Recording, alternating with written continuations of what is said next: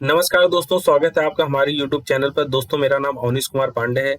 आज जो मैं आपके लिए इम्पोर्टेंट वैकेंसी लेके आया हूँ, ये है डीआरडीओ से रिलेटेड।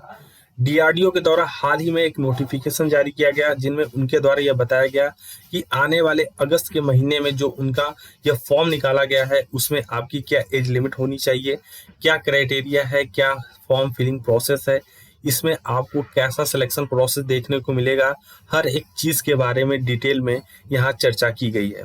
अगर हम बात करें पोस्ट की, तो fireman, stenographer, junior translator officer और एडमिनिस्ट्रेटिव असिस्टेंट जैसे यहाँ पर आपको पोस्ट देखने को मिलेंगे।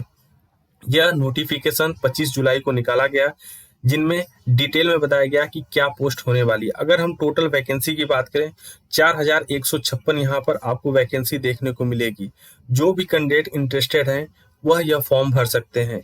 अगर हम डीआरडीओ के बारे में बात करें, तो department of defence research and development organisation एक गवर्नमेंट बॉडी है, जिसके द्वारा डिफेंस से रिलेटेड और जो नए मैकेनिज्म बनते हैं, उन पर रिसर्च किया जाता है और उनको इनोवेट किया जाता है।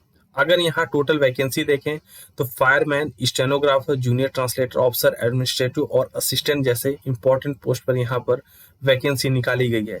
टोटल पोस्ट की बात करें तो 4156 पोस्ट यहाँ आपको देखने को मिलेंगे। यह फॉर्म आप 1 अगस्त से लेकर के 29 अगस्त तक भर सकते हैं। इसके लिए आपको डीआरडीओ के ऑफिशियल वेबसाइट पर जाना पड़ेगा, www.drdo.government.in। इस वेबसाइट पर जा करके आप यह फॉर्म अप्लाई कर सकते हैं। अगर हम एप्लीकेशन फीस की बात करें, तो जनरल के लिए यहाँ पर 100 रुपया रखा गया है।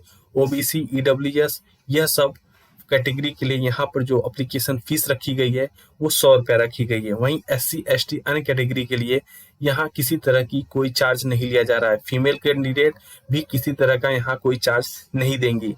अगर हम करेक्शन चार्ज की बात करें, तो अगर आप फर्स्ट टाइम किसी तरह का कोई करेक्शन कराना चाहते हैं, तो उसके लिए आपको 200 रुपया चार्ज देना पड़ेगा। वहीं अगर आप सेकेंड टाइम के लिए जाते हैं करेक्शन कराने के लिए, तो वहाँ आपसे 500 रुपया चार्ज लिया जाएगा। अब हम बात करते हैं एज लिमिट की। दोस्तों, अगर आपकी एज 1 अगस्त 2024 को 18 से लेकर के 27 साल तक के बीच में है, तो आप यह फॉर्म भर सकते हैं। वहीं कुछ इंपॉर्टेंट पोस्ट के लिए आपको 3 साल एज रिलैक्सेशन दिया गया है, जिसका कोड है 0301 और 0401। ये इंपॉर्टेंट पोस्ट है जहां आपको 3 साल का एज रिलैक्सेशन देखने को मिलेगा। अगर हम बात करें किस पोस्ट के लिए क्या एलिजिबिलिटी है, क्या क्वालिफिकेशन है, तो सबसे पहले जो जूनियर ट्रांसलेटर ऑफिसर का पोस्ट है, इसके लिए आपकी मास्टर डिग्री होना जरूरी है। वहीं स्टेनोग्राफर ग्रेड ए के लिए आपको बैचलर डिग्री होना जरूरी है। वहीं स्टेनोग्राफर ग्रेड 2 के लिए आपका 12th पास होना जरूरी है। इसके साथ साथ जो आपकी टाइपिंग स्पीड है, वह 35 वर्ड पर मिनट होनी चाहिए। वहीं एडमिनिस्ट्रेटिव असिस्टेंट के लिए आपका 12th पास होना जरूरी है और जो आपकी टाइपिंग स्पीड है, वो 30 वर्ड पर मिनट होनी चाहिए। एडमिनिस्ट्रेटिव असिस्टेंट जहां हिंदी टाइपिंग की रिक्वायरमेंट है, वहां आपका 12th पास होना जरूरी है और जो हिंदी टाइपिंग स्पीड है, वो 30 वर्ड पर मिनट होनी चाहिए। वहीं स्टोर असिस्टेंट के लिए जो कि इंग्लिश टाइपिंग की रिक्वायरमेंट है, यहाँ पर आपका 12th पास होना चाहिए। वहाँ आपको ट्रेनिंग में टाइपिंग सिखाया जाएगा। स्टोर असिस्टेंट ए के लिए 12th पास होना जरूरी है। वहाँ आपको हिंदी में टाइपिंग सिखाया जाएगा as a training period.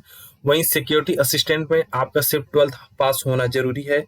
Vehicle operator के लिए आपका 10th पास होना जरूरी है, प्लस आपके पास ड्राइविंग लाइसेंस होना चाहिए। फायर इंजन ड्राइवर के लिए आपका 10th पास होना जरूरी है और आपके पास ड्राइविंग लाइसेंस होना चाहिए। फायरमैन के लिए सिर्फ आपके पास 10th पास होना आपका जरूरी है। दोस्तों, अब हम बात करते हैं यह फॉर्म आप कैसे भरेंगे। सबसे पहले आपको डीआरडीओ के ऑफिशियल वेबसाइट पर जाना है, जहां पर जाने के बाद आपको कैरियर के ऑप्शन पर क्लिक करना है। जैसे ही आप कैरियर के ऑप्शन पर क्लिक करेंगे, आपके सामने एक इंटरफेस खुलेगा, जहां पर नोटिफिकेशन लिखा होगा। उसी के नीचे आपको अप्लाई के ऑप्शन पर क्लिक करना है। जैसे ही आप अप्लाई के ऑप्शन पर क्लिक करेंगे, पहले स्टेप में आपको आपका नाम, आपके पिता का नाम, आपका एड्रेस, मार्कशीट में आप 10th 12th में जितने नंबर पाए हैं, ग्रेजुएशन की पोस्ट है तो ग्रेजुएशन में आप जितने नंबर पाए हैं वो आपको मेंशन करना पड़ेगा। उसके बाद जैसे ही आप नेक्स्ट के ऑप्शन पर क्लिक करेंगे, आपको कुछ इंपॉर्टेंट डॉक्यूमेंट अपलोड करने का ऑप्शन आएगा, जैसे फोटो, सिग्नेचर और इसके साथ साथ आधार कार्ड।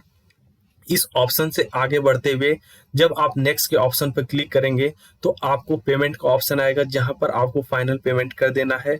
और फिर आपके सामने जो पूरा फॉर्म होगा एक प्रिंट आउट फॉर्म में आपको दिखेगा, जहां पर आप रीचेक कर सकते हैं। उसके बाद आपके पास फाइनल सबमिशन का ऑप्शन आएगा, आप फाइनल सबमिट करके यह फॉर्म भर सकते हैं। दोस्तों, अगर आपको हमारी ये वीडियो पसंद आ रही हो तो हमारे चैनल को सब्सक्राइब करें, अपने दोस्तों के साथ शेयर करें। धन्यवाद साथियों।